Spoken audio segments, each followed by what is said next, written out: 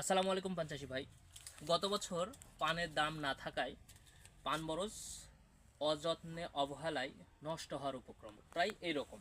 মনে করেন এই পান বরজটা সেম অবস্থায়। আপনি এখন মনে করছেন এই পান বরজটাকে আমি আবার নতুনভাবে তৈরি করব, কিন্তু এমন পরিস্থিতি কিভাবে?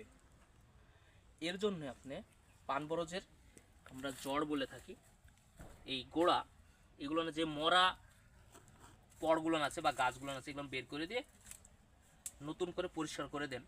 এবং এই পরিষ্কার করার পরে এই গোড়াতে প্রথমে স্প্রে করুন রকেট, সঙ্গে চিলেজিং, কোবরাভিট।